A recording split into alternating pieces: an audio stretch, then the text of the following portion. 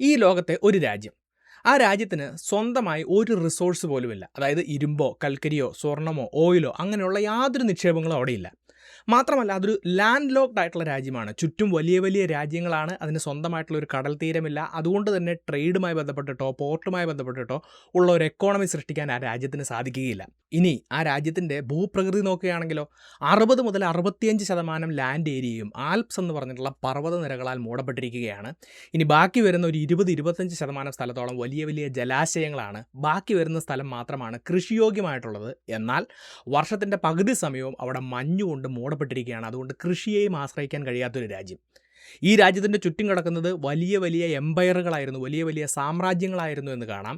ഇനി രാജ്യത്തിൻ്റെ ഉള്ളിൽ നോക്കുകയാണെങ്കിൽ വിവിധ ഭാഷ സംസാരിക്കുന്ന, വിവിധ സംസ്കാരം ഫോളോ ചെയ്യുന്ന ഡിഫറൻ്റ് ആയിട്ടുള്ള ആളുകളാണ് ഈ രാജ്യത്തിൻ്റെ ഉള്ളിലുള്ളത്. അപ്പോൾ നമ്മുടെ ഈ ലോകത്ത് ഇത്തരത്തിലുള്ള ഒരു രാജ്യത്തിന് നിലനിൽക്കാൻ സാധിക്കുകയില്ല എന്ന് മാത്രമല്ല, ഇങ്ങനെ ഒരു രാജ്യം ഉണ്ടാവാനുള്ള സാധ്യത തന്നെ വളരെ കുറവാണെന്ന് നമുക്ക് കാണാം. എന്നാൽ ഞാനീ സംസാരിക്കുന്നത് സ്വിറ്റ്സർലൻഡ് എന്ന രാജ്യത്തെക്കുറിച്ചാണ്. ലോകത്തിലെ അതിസമ്പന്നമായ രാജ്യങ്ങളിലൊന്ന്. $1,00,000 മുകളിൽ പെർ ക്യാപിറ്റ GDP ഉള്ള ഒരു രാജ്യം. ലോകത്തിൻ്റെ ഫൈനാൻഷ്യൽ സെൻറ്റർ എന്ന് വിളിക്കപ്പെടുന്ന ഒരു രാജ്യം. അതാണ് ഈ സ്വിറ്റ്സർലൻഡ് എന്ന് നമുക്ക് കാണാം.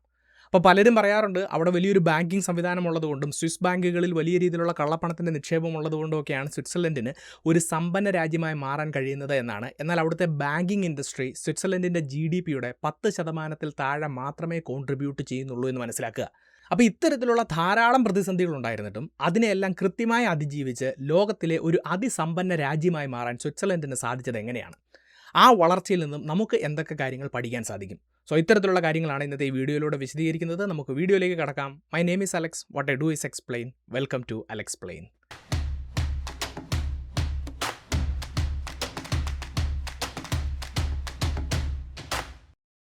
അപ്പോൾ ഇവിടെ ഒരു രാജ്യത്തിൻ്റെ സാമ്പത്തിക വളർച്ചയെക്കുറിച്ച് സംസാരിക്കുന്നത് പോലെ ഇമ്പോർട്ടൻ്റ് ആയിട്ടുള്ളൊരു കാര്യമാണ് നമ്മൾ ഓരോരുത്തരുടെയും വ്യക്തിഗതമായിട്ടുള്ള സാമ്പത്തിക വളർച്ച എന്ന് പറയുന്നത്.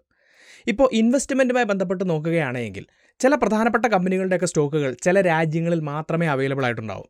അതുപോലെ തന്നെ ഈ കറൻസി എക്സ്ചേഞ്ച് റേറ്റ് എന്ന് പറയുന്നത് ഇൻവെസ്റ്റ്മെൻറ്റിൽ വളരെ ഇമ്പോർട്ടൻ്റ് ആയിട്ടുള്ളൊരു കാര്യമാണ്. ഇപ്പോൾ ഒരു ഉദാഹരണം നോക്കുകയാണെങ്കിൽ അമേരിക്കൻ സ്റ്റോക്ക് മാർക്കറ്റിലെ എൻവിഡിയ എന്ന കമ്പനിയിൽ 10 വർഷം മുന്നേ നമ്മൾ $1,00,000 നിക്ഷേപിക്കുകയായിരുന്നെങ്കിൽ ഇപ്പോൾ 3.3 കോടി രൂപ റിട്ടേൺ ലഭിക്കുമായിരുന്നു. അതിൽ 2.3 കോടിയാണ് ഈ ഷെയറിൻ്റെ വാല്യൂ ഉയർന്നതുകൊണ്ടുണ്ടായത്. ബാക്കി 1 കോടി എന്ന് പറയുന്നത് ഇന്ത്യൻ റുപ്പിയും അമേരിക്കൻ ഡോളറും തമ്മിലുള്ള വിനിമയ നിരക്കിൻ്റെ ഭാഗമായിട്ടാണ് എന്ന് കാണാം.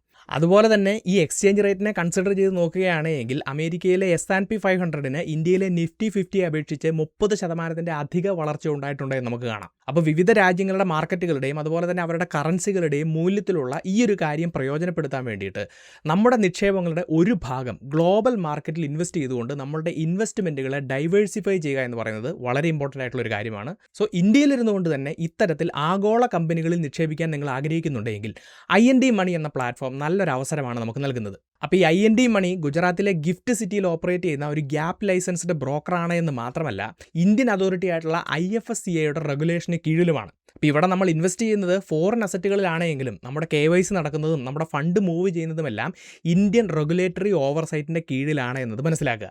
ഇനി വലിയ തുകകൾ നിക്ഷേപിക്കാൻ താല്പര്യമില്ല എങ്കിൽ 100 രൂപ പോലെയുള്ള ചെറിയ തുകകൾ ഉപയോഗിച്ചുകൊണ്ട് ഈ ഷെയറുകൾ ഫ്രാക്ഷണൽ ഇൻവെസ്റ്റ്മെൻറ്റ് നടത്താനുള്ള ഒരു സാഹചര്യം ഇവിടെയുണ്ട്. അതുപോലെ സ്റ്റോക്കുകളുടെ പെർഫോമൻസും മാർക്കറ്റ് ടൈമിങ്ങും ഒക്കെ അനലൈസ് ചെയ്യാൻ ബുദ്ധിമുട്ടുള്ള ആളുകൾക്ക് US സ്റ്റോക്കുകളിലും ETFകളിലുമൊക്കെ ഡിസിപ്ലിൻഡ് ആയിട്ട് SIP രീതിയിൽ ഇൻവെസ്റ്റ് ചെയ്യാൻ 500 രൂപ മുതലുള്ള ഓപ്ഷൻസ് ഇവിടെ സ്റ്റാർട്ട് ചെയ്യുന്നുണ്ട്.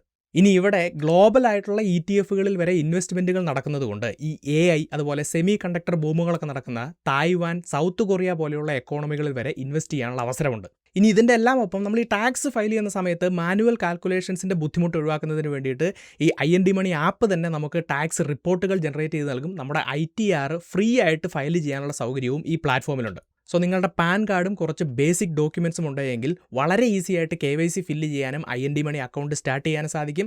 ഓൺ ബോർഡിങ് കഴിഞ്ഞാൽ ഉടനെ തന്നെ നിങ്ങൾക്ക് ഇൻവെസ്റ്റ്മെൻറ്റ് ആരംഭിക്കാനും സാധിക്കും. സോ ഗ്ലോബൽ ഇൻവെസ്റ്റിങ്ങിലൂടെ നിങ്ങളുടെ നിക്ഷേപങ്ങളെ ഡൈവേഴ്സിഫൈ ചെയ്യാൻ നിങ്ങൾ ആഗ്രഹിക്കുന്നുണ്ടെങ്കിൽ ഞാൻ ഡിസ്ക്രിപ്ഷനിലും പിൻഡ് കമൻറ്റിലും കൊടുത്തിട്ടുള്ള ലിങ്കുകൾ ഉപയോഗിച്ചുകൊണ്ട് IND മണി എന്ന പ്ലാറ്റ്ഫോം ഡൗൺലോഡ് ചെയ്യുക. നമുക്ക് വീഡിയോയിലേക്ക് തിരിച്ചു വരാം. അപ്പോൾ സ്വിറ്റ്സർലൻഡിൻ്റെ വളർച്ചയെക്കുറിച്ച് മനസ്സിലാക്കണമെങ്കിൽ സ്വിറ്റ്സർലൻഡ് എന്ന് പറഞ്ഞിട്ടുള്ള രാജ്യത്തിന് മറ്റ് യൂറോപ്യൻ രാജ്യങ്ങളിൽ നിന്നും അടിസ്ഥാനപരമായി തന്നെ ഒരുപാട് വ്യത്യാസങ്ങളുണ്ട് എന്ന് മനസ്സിലാക്കുക. ഇപ്പോൾ നോക്കുകയാണെങ്കിൽ മറ്റ് യൂറോപ്യൻ രാജ്യങ്ങളായിട്ടുള്ള ഫ്രാൻസ്, ജർമ്മനി, ഓസ്ട്രിയ, ഇറ്റലിയൊക്കെ ഒരു കാലത്ത് വലിയ സാമ്രാജ്യങ്ങളായിരുന്നു എന്ന് കാണാം. രാജാക്കന്മാരുടെ കീഴിലായിരുന്നു ഈ രാജ്യങ്ങൾ ഉണ്ടായിരുന്നത് എന്ന് കാണാം. തൊട്ടടുത്ത് കിടക്കുന്ന പ്രദേശങ്ങളെല്ലാം ആക്രമിച്ച് കീഴ്പ്പെടുത്തിയായിരുന്നു ഈ രാജ്യങ്ങളൊക്കെ നിലനിന്നിരുന്നത് അല്ലെങ്കിൽ മുന്നോട്ട് പോയിരുന്നത്. എന്നാൽ സ്വിറ്റ്സർലൻഡിൻ്റെ കാര്യത്തിൽ 1291 അവിടെ ഉണ്ടായിരുന്ന 3 പ്രദേശങ്ങളിലെ നേതാക്കന്മാർ ഒന്നിച്ചുകൂടുകയും പീസ്ഫുൾ കോഎക്സിസ്റ്റൻസ്, അതായത് സമാധാനപരമായി ഒന്നിച്ചു നിന്ന് മുന്നോട്ട് പോകാമെന്ന് തീരുമാനിക്കുകയും ചെയ്യുന്നു. അതിൻ്റെ പ്രധാനപ്പെട്ട കാരണം അടുത്ത് കിടക്കുന്ന വലിയ സാമ്രാജ്യങ്ങളിൽ നിന്നും തങ്ങൾക്കെതിരെ യുദ്ധമുണ്ടായാൽ ഒന്നിച്ചു നിന്ന് അതിനെ പ്രതിരോധിക്കുക എന്നുള്ളതായിരുന്നു അവരുടെ പ്രധാനപ്പെട്ട ആശയമെന്ന് പറയുന്നത്. അപ്പോൾ അന്നത്തെ യൂറോപ്യൻ സാഹചര്യത്തിൽ വ്യത്യസ്തമായ ഭാഷകൾ സംസാരിക്കുന്ന, വ്യത്യസ്ത സംസ്കാരങ്ങൾ പുലർത്തുന്ന ഇങ്ങനെയുള്ള പ്രദേശങ്ങൾ ഒന്നിച്ചു നിന്ന് മുന്നോട്ട് പോവുക എന്ന് പറയുന്നത് അസാധ്യമായ ഒരു കാര്യമായിരുന്നിട്ടും ഈ പ്രദേശങ്ങൾ അവരുടെ ഒരു പീസ്ഫുൾ കോഎക്സിസ്റ്റൻസിൽ മുന്നോട്ട് പോവുകയാണ് എന്ന് മാത്രമല്ല 1315-നും 1515-നും ഇടയിലുള്ള 200 വർഷക്കാലം വലിയ സാമ്രാജ്യങ്ങളിൽ നിന്നും ഇവർക്കെതിരെ ഉണ്ടായുള്ള ആക്രമണങ്ങളെ കൃത്യമായി പ്രതിരോധിച്ച് മുന്നോട്ട് പോകാൻ ഇവർക്ക് സാധിക്കുകയും ചെയ്യുന്നു. എന്നാൽ 1515 ഇവർ വളരെ പ്രധാനപ്പെട്ട ഒരു തീരുമാനമെടുക്കുകയാണ്. അതിനെയാണ് പോളിസി ഓഫ് ന്യൂട്രാലിറ്റി എന്ന് പറയുന്നത്. അതായത് ഇനി അങ്ങോട്ട് അടുത്ത് കിടക്കുന്ന ഒരു പ്രദേശങ്ങളുമായിട്ട് ഇവർ യാതൊരു തരത്തിലുള്ള യുദ്ധത്തിനും പോവുകയില്ല. മാത്രമല്ല ഒരു പ്രശ്നത്തിലും ഒരു രാജ്യത്തിൻ്റെയോ അല്ലെങ്കിൽ ഒരു സാമ്രാജ്യത്തിൻ്റെയും കൂടെ ഇവർ നിൽക്കുകയുമില്ല. ന്യൂട്രലായിട്ട്, നിഷ്പക്ഷമായിട്ട് നിൽക്കാൻ വേണ്ടിയിട്ട് തീരുമാനിക്കുന്നു. ഇനി ഏതെങ്കിലും ഒരു രാജ്യത്തിന് യുദ്ധം ചെയ്യാൻ പട്ടാളക്കാരുടെ ആവശ്യം വരികയാണെങ്കിൽ സ്വിസ് ആർമിയെ ഒരു കൂലി പട്ടാളം പോലെ ആ രാജ്യത്തിന് വേണ്ടി യുദ്ധം ചെയ്യാൻ വേണ്ടി കൊടുക്കാമെന്ന് തീരുമാനിക്കുകയാണ്. അപ്പോൾ ഇതിനെയാണ് പോളിസി ഓഫ് ന്യൂട്രാലിറ്റി എന്ന് പറയുന്നത്. 1815 യൂറോപ്പിൽ നടന്ന വളരെ പ്രധാനപ്പെട്ട ഒരു സംഭവമാണ് കോൺഗ്രസ് ഓഫ് വിയന്ന എന്ന് പറയുന്നത്. ആ കോൺഗ്രസ് ഓഫ് വിയന്നയിൽ സ്വിറ്റ്സർലൻഡിൻ്റെ ഈ പോളിസി ഓഫ് ന്യൂട്രാലിറ്റി യൂറോപ്പ് മുഴുവൻ കൃത്യമായി അംഗീകരിക്കുകയും ചെയ്യുന്നു. അപ്പോൾ ഈ പോളിസി ഓഫ് ന്യൂട്രാലിറ്റി കൊണ്ട് പിന്നീട് ചരിത്രത്തിൽ സ്വിറ്റ്സർലൻഡിന് ഒരുപാട് ഗുണങ്ങളുണ്ടാകുമെന്ന് നമുക്ക് കാണാം. അതെന്താണ് എന്ന് പിന്നീട് ഈ വീഡിയോയിൽ വിശദീകരിക്കുന്നുണ്ട്. അപ്പോൾ സ്വിറ്റ്സർലൻഡ് ഇങ്ങനെ മുന്നോട്ട് പോകുന്നുണ്ടെങ്കിലും 19-ാം നൂറ്റാണ്ട് തുടക്കത്തിലൊക്കെ ദാരിദ്ര്യത്തിൽ തന്നെയായിരുന്നു അവർ മുന്നോട്ട് പോയിരുന്നത് എന്ന് കാണാം. അപ്പോൾ ഈ ഒരു കാലഘട്ടത്തിൽ നോക്കുകയാണെങ്കിൽ യൂറോപ്പിലേക്ക് ഇൻഡസ്ട്രിയൽ റവല്യൂഷൻ അല്ലെങ്കിൽ വ്യാവസായിക വിപ്ലവം കടന്നു വരികയാണ്. ഇംഗ്ലണ്ട്, ജർമ്മനി പോലെയുള്ള രാജ്യങ്ങളൊക്കെ വലിയ രീതിയിൽ ഇൻഡസ്ട്രിയൽ റവല്യൂഷനുമായിട്ട് മുന്നോട്ട് പോകുന്നുണ്ടെങ്കിലും സ്വിറ്റ്സർലൻഡിന് ആ രാജ്യത്തിന് മുഴുവനായിട്ടൊരു ഇൻഡസ്ട്രിയൽ റവല്യൂഷനിലേക്ക് കടക്കാൻ സാധിക്കുന്നില്ല. രാജ്യത്തിൻ്റെ അവിടെയും ഇവിടെയും ഒക്കെ ആയിട്ട് ചെറിയ കോട്ടേജ് ഇൻഡസ്ട്രികൾ ആ കാലത്ത് നിലനിൽക്കുന്നുണ്ടായിരുന്നു. ഇപ്പോൾ നോക്കുകയാണെങ്കിൽ ചീസൊക്കെയായി ബന്ധപ്പെട്ടിട്ട്, അതുപോലെ തന്നെ ചോക്ലേറ്റായി ബന്ധപ്പെട്ടിട്ട്, അതുപോലെ തന്നെ ഈ ടെക്സ്റ്റൈൽസിന് നിറം കൊടുക്കുന്ന ഡൈ ഇൻഡസ്ട്രിയൊക്കെയായി ബന്ധപ്പെട്ടിട്ട് പലതരത്തിലുള്ള ഇൻഡസ്ട്രികൾ ഉണ്ടായിരുന്നെങ്കിലും അത് രാജ്യത്തിൻ്റെ വിവിധ ഭാഗങ്ങളിലായിട്ട് ചിതറിക്കിടക്കുകയായിരുന്നു. അപ്പോൾ ഇത്തരത്തിലുള്ള ഇൻഡസ്ട്രികളെയൊക്കെ ഏകോപിപ്പിച്ചുകൊണ്ട് ഒരു വലിയ ഇൻഡസ്ട്രി ആയിട്ട് മുന്നോട്ട് പോകാൻ വേണ്ടിയിട്ട് സ്വിറ്റ്സർലൻഡിന് സാധിക്കുന്നില്ല. അതിൻ്റെ പ്രശ്നം എന്താണെന്ന് ചോദിച്ചു കഴിഞ്ഞാൽ ഇവർക്കിടയിലുള്ള കണക്ടിവിറ്റി ആയിരുന്നു. ഞാൻ വീഡിയോയുടെ തുടക്കത്തിൽ പറഞ്ഞു, ആൽപ്സ് പർവ്വതനിരകൾ ഒരു വലിയ പ്രതിബന്ധമായിട്ട് ഈ സ്ഥലങ്ങളുടെ എല്ലാം ഇടയിൽ നിൽക്കുകയാണ്.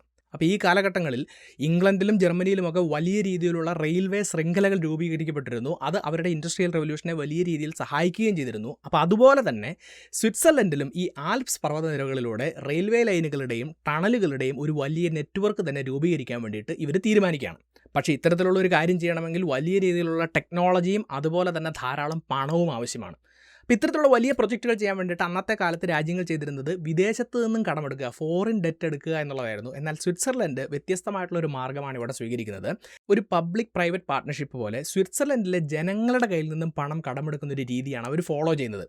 ഇപ്പോൾ ഗവൺമെൻറ് ബോണ്ടുകളൊക്കെ പോലെയുള്ള ഡെറ്റ് ഇൻസ്ട്രുമെൻറ്റുകൾ ഉപയോഗിച്ചുകൊണ്ട് ജനങ്ങളുടെ കയ്യിൽ നിന്നും ഒരു പണം കടമെടുക്കുന്നു. അതുപോലെ തന്നെ ജനങ്ങളുടെ അനുവാദത്തോടു കൂടി ടാക്സ് സ്ട്രക്ചറിലൊക്കെ ചെറിയ മാറ്റങ്ങൾ വരുത്തി ഇതിനു വേണ്ടിയിട്ടുള്ള പണം അവർ സ്വരൂപിക്കുകയാണ്. ഇനി ഇതിനു വേണ്ടിയിട്ടുള്ള ടെക്നോളജിക്ക് വേണ്ടിയിട്ട് ഇവരെന്താണ് ചെയ്യുന്നത്? ലോകത്തെമ്പാടുമുള്ള ബ്രില്യൻ്റ് ആയിട്ടുള്ള ആളുകളെ ഇവർ സ്വിറ്റ്സർലൻഡിലേക്ക് ക്ഷണിക്കുകയാണ് എന്ന് മാത്രമല്ല, ടെക്നിക്കലി ബ്രില്യൻ്റ് ആയിട്ടുള്ള ധാരാളം ആളുകൾ സ്വിറ്റ്സർലൻഡിൽ എത്തിപ്പെടുകയും ചെയ്യുന്നുണ്ട്. അതെങ്ങനെയാണെന്ന് ചോദിച്ചു കഴിഞ്ഞാൽ, ഈ സ്വിറ്റ്സർലൻഡിന് ഈ പോളിസി ഓഫ് ന്യൂട്രാലിറ്റി ഉള്ളതുകൊണ്ട് തന്നെ പല നാടുകളിൽ നിന്നും നാട് കടത്തപ്പെടുന്ന ആളുകൾ, അതുപോലെ തന്നെ പല നാടുകളിൽ നിന്നും രക്ഷയ്ക്ക് വേണ്ടിയിട്ട് ഓടിപ്പോകുന്ന ആളുകൾക്കൊക്കെ അഭയം കൊടുക്കുന്ന ഒരു പോളിസി സ്വിറ്റ്സർലൻഡിലുണ്ടായിരുന്നു.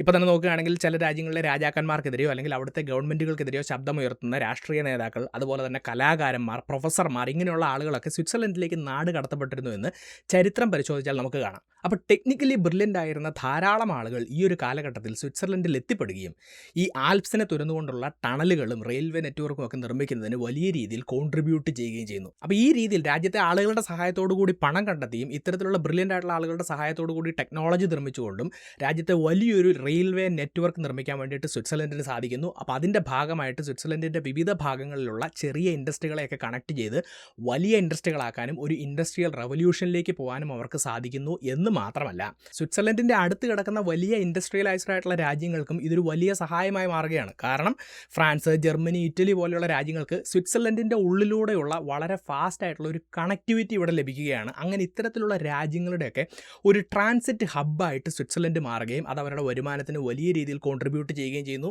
അപ്പോൾ ഇത്തരം രാജ്യങ്ങളുടെ ട്രാൻസിറ്റ് ഹബ്ബായി സ്വിറ്റ്സർലൻഡ് മാറുന്നതോടുകൂടി അത്തരം രാജ്യങ്ങളിലെ വലിയ വലിയ ബിസിനസ്സുകളുടെയൊക്കെ ഓപ്പറേഷൻസ് സ്വിറ്റ്സർലൻഡിലെ വലിയ സിറ്റികളിൽ ആരംഭിക്കുന്നു. അപ്പോൾ ഈ രീതിയിലെല്ലാം ഇത് സ്വിറ്റ്സർലൻഡിൻ്റെ സാമ്പത്തിക മേഖലയ്ക്കും വ്യാവസായിക മേഖലയ്ക്കും വലിയ രീതിയിലുള്ള ഒരു ഉണർവ് നൽകി എന്നുള്ളത് മനസ്സിലാക്കുക.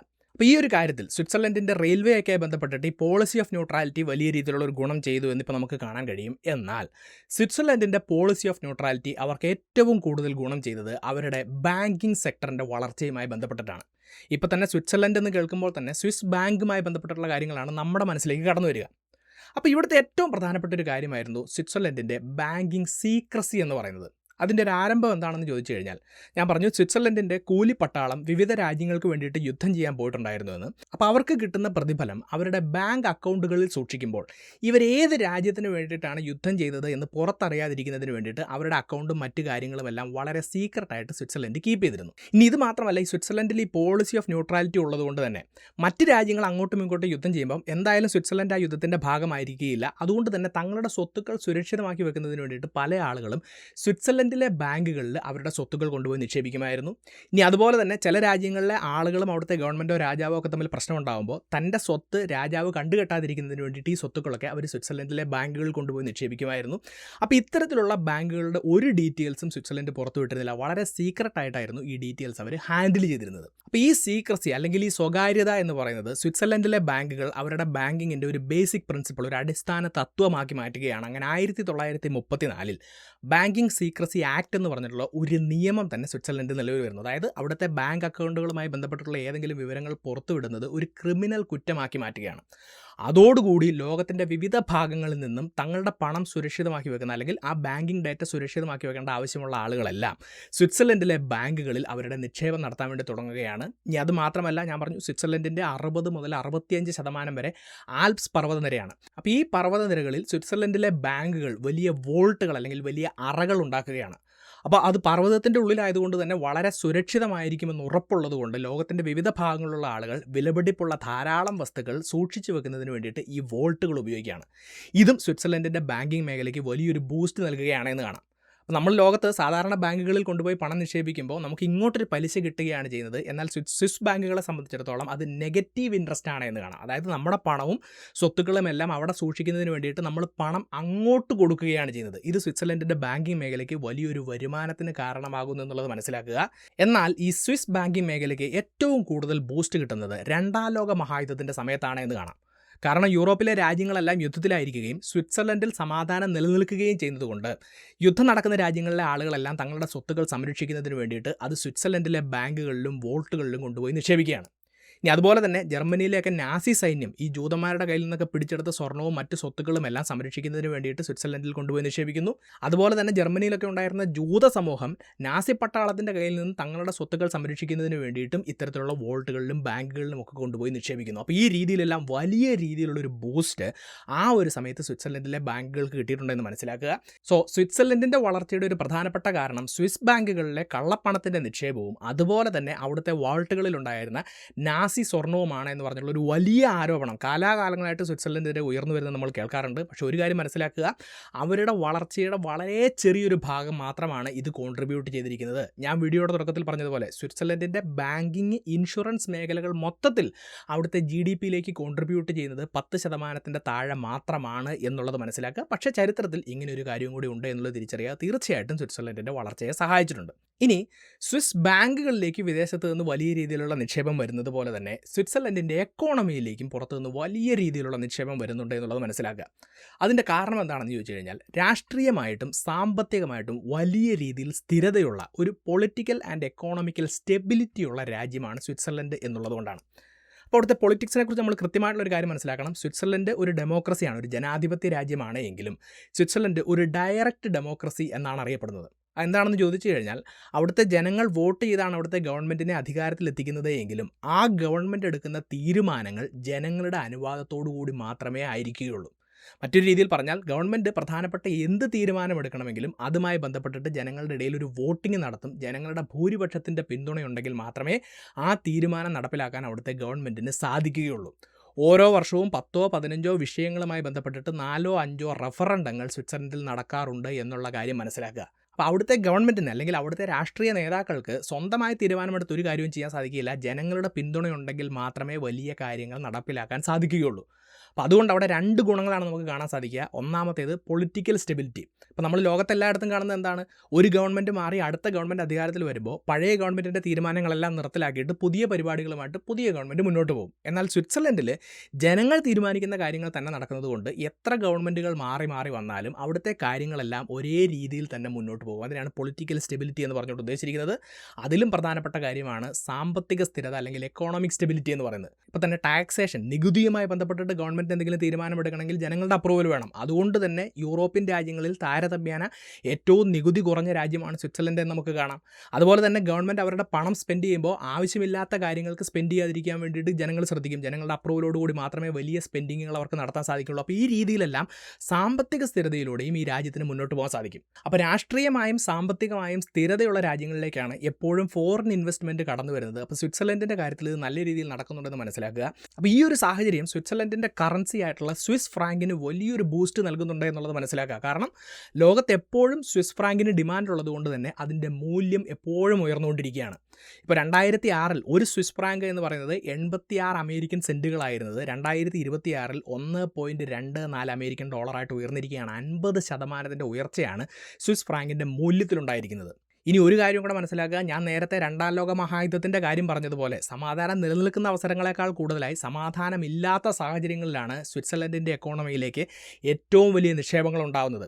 കാരണം ലോകത്ത് യുദ്ധങ്ങളൊക്കെ നടക്കുന്ന സമാധാനമില്ലാത്ത സാഹചര്യത്തിൽ ഏറ്റവും സേഫായിട്ടുള്ള സ്ഥലത്ത് നിക്ഷേപിക്കാൻ വേണ്ടിയിട്ടാണ് ആളുകൾ നോക്കുന്നത്. അതിനുള്ള ഏറ്റവും ബെസ്റ്റ് ഓപ്ഷനായിട്ട് എപ്പോഴും സ്വിറ്റ്സർലൻഡ് നിൽക്കുന്നുണ്ട് എന്നുള്ളത് മനസ്സിലാക്കുക. അപ്പോൾ ലോകത്തിൻ്റെ റിസർവ് കറൻസി എന്ന് നമ്മൾ അമേരിക്കൻ ഡോളറിനെ കുറിച്ച് പറയുന്നത് പോലെ ലോകത്തിൻ്റെ സേഫ് ഹേവൻ കറൻസി എന്നാണ് ഈ സ്വിസ് ഫ്രാങ്ക് അറിയപ്പെടുന്നത്. അപ്പോൾ സ്വിസ് ഫ്രാങ്കിന് ലഭിക്കുന്ന ഈ നേട്ടങ്ങൾ സ്വിറ്റ്സർലൻഡിൻ്റെ എക്കോണമിയെ വളരെ വലിയ രീതിയിൽ ബൂസ്റ്റ് ചെയ്യുന്നുണ്ടെന്ന് മനസ്സിലാക്കുക. ഇപ്പോൾ നോക്കുകയാണെങ്കിൽ ഇൻഫ്ലേഷൻ ഇല്ലാത്ത എക്കോണമി എന്നാണ് സ്വിറ്റ്സർലൻഡ് അറിയപ്പെടുന്നത്.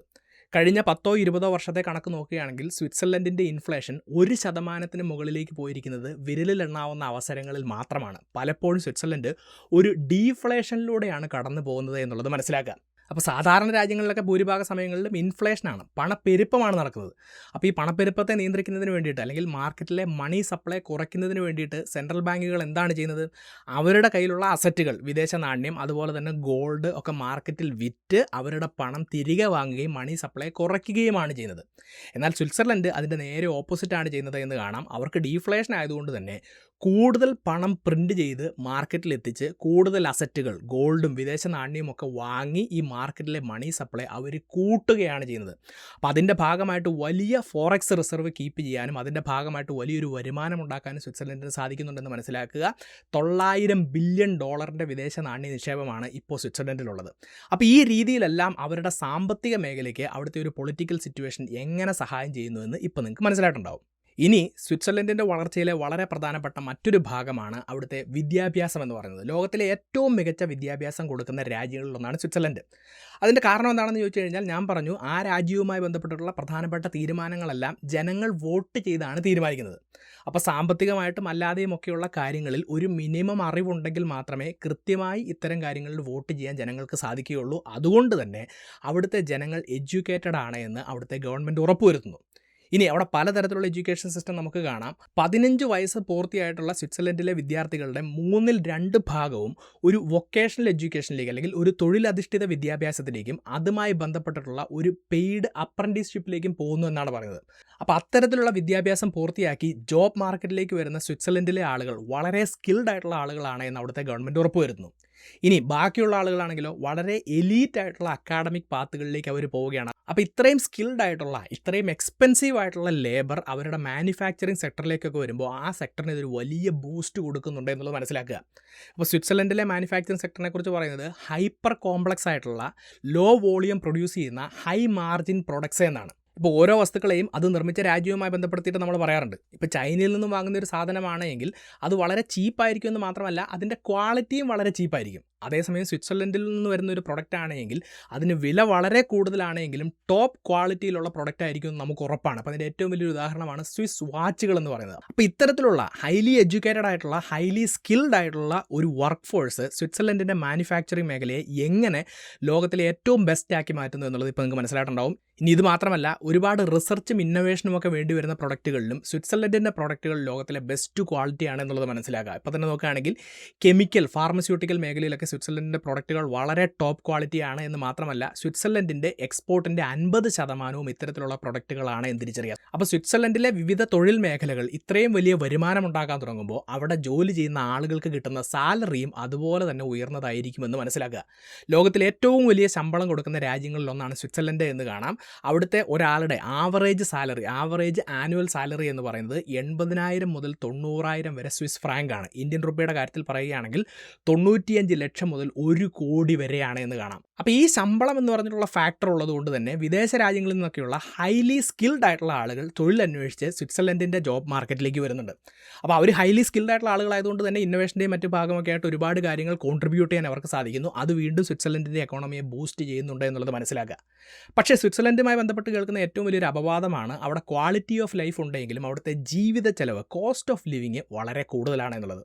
പക്ഷേ ഇവിടെ ഒരു കാര്യം കൂടെ നമ്മൾ മനസ്സിലാക്കണം. അവിടെ ജീവിത ചെലവ് കൂടുതലാണെങ്കിലും ആ ജീവിത ചെലവിനെ സുഗമമായി മറികടന്ന് മുന്നോട്ട് പോകാനുള്ള സാലറി അവിടുത്തെ ആളുകൾക്ക് ലഭിക്കുന്നുണ്ട്. സോ അവിടുത്തെ ജീവിത ചെലവ് അവിടുത്തെ ആളുകളെ സംബന്ധിച്ചിടത്തോളം ഒരു പ്രശ്നമേ അല്ല എന്നുള്ളത് മനസ്സിലാക്കുക.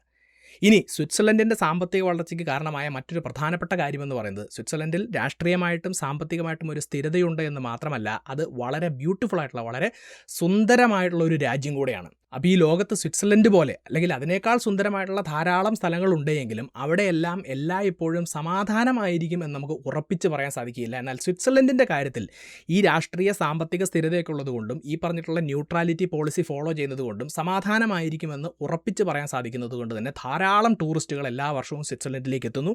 15 മുതൽ 16 ബില്യൺ ഡോളറാണ് അവരൊരു വർഷം സ്വിറ്റ്സർലൻഡിൻ്റെ എക്കോണമിയിലേക്ക് കോൺട്രിബ്യൂട്ട് ചെയ്യുന്നത് എന്നുള്ളത് മനസ്സിലാക്കുക. അപ്പോൾ സ്വിസ് ബാങ്കുകളിലേക്ക് ഒഴുകിയെത്തുന്ന കള്ളപ്പണത്തിൻ്റെ നിക്ഷേപവും പണ്ട് നാസികൾ ഉപേക്ഷിച്ചു പോയിട്ടുള്ള സ്വർണവും ഒക്കെയാണ് സ്വിറ്റ്സർലൻഡിൻ്റെ വളർച്ചയ്ക്ക് കാരണമെന്ന് കളിയാക്കിക്കൊണ്ട് പലരും അഭിപ്രായപ്പെടുന്നുണ്ടെങ്കിലും ലോകത്തിന് മാതൃകയാക്കാൻ പറ്റുന്ന ഒരുപാട് കാര്യങ്ങൾ ഒന്നിച്ചു വരുന്നത് കൊണ്ടാണ് സ്വിറ്റ്സർലൻഡ് ഇന്ന് ലോകത്തിലെ അതിസമ്പന്നമായ രാജ്യമായി മാറിയിരിക്കുന്നത് എന്ന് ഇന്നത്തെ ഈ വീഡിയോയിലൂടെ നിങ്ങൾക്ക് മനസ്സിലായിട്ടുണ്ടാകുമെന്ന് വിശ്വസിക്കുന്നു. അതിൽ തന്നെ അവിടുത്തെ രാഷ്ട്രീയ തീരുമാനങ്ങളിൽ ജനങ്ങൾക്ക് അഭിപ്രായം പറയാൻ കഴിയുന്നതും അതുപോലെ തന്നെ അവർക്ക് ലഭിക്കുന്ന ഏറ്റവും ക്വാളിറ്റിയുള്ള വിദ്യാഭ്യാസവുമാണ് സ്വിറ്റ്സർലൻഡിനെ ഇന്ന് കാണുന്ന സ്വിറ്റ്സർലൻഡാക്കി മാറ്റിയത് എന്നാണ് എൻ്റെ അഭിപ്രായം. നിങ്ങളുടെ അഭിപ്രായം എന്താണ്? അതുപോലെ തന്നെ സ്വിറ്റ്സർലൻഡിൽ നിന്നും നമുക്ക് മാതൃകയാക്കാൻ കഴിയുന്ന ചില കാര്യങ്ങൾ എന്തൊക്കെയാണ്? ഇത്തരത്തിലുള്ള നിങ്ങളുടെ അഭിപ്രായങ്ങളും നിർദ്ദേശങ്ങളും സംശയങ്ങളും നിങ്ങൾക്കറിയാവുന്ന എക്സ്ട്രാ പോയിന്റുകളും തീർച്ചയായിട്ടും നിങ്ങൾ കമൻറ്റ് ബോക്സിൽ രേഖപ്പെടുത്തുക. ഒപ്പം ഞാൻ വീഡിയോയുടെ തുടക്കത്തിൽ പറഞ്ഞ ഗ്ലോബൽ മാർക്കറ്റുകളിൽ ഇൻവെസ്റ്റ് ചെയ്ത് നമ്മുടെ നിക്ഷേപങ്ങളെ ഡൈവേഴ്സിഫൈ ചെയ്യാൻ നമ്മളെ സഹായിക്കുന്ന IND മണി എന്ന ആപ്പിനെക്കുറിച്ച് ഒരിക്കൽ കൂടി ഓർപ്പിക്കുകയാണ്. അതുമായി ബന്ധപ്പെട്ടിട്ടുള്ള ലിങ്കുകളും കാര്യങ്ങളും ഞാൻ ഡിസ്ക്രിപ്ഷനിലും പിൻഡ് കമൻറ്റും കൊടുത്തിട്ടുണ്ട്. തീർച്ചയായിട്ടും ചെക്കൗട്ട് ചെയ്യുക. ഈ ഒരു വീഡിയോ മറ്റുള്ളവർ കാണുന്നത് നല്ലതാണെന്ന് തോന്നുന്നുണ്ടെങ്കിൽ തീർച്ചയായിട്ടും നിങ്ങൾ ഈ വീഡിയോ ഷെയർ ചെയ്യുക. ഇതുപോലത്തെ ടോപ്പിക്സുമായി വീണ്ടും വരുന്നതുവരേക്കും നന്ദി.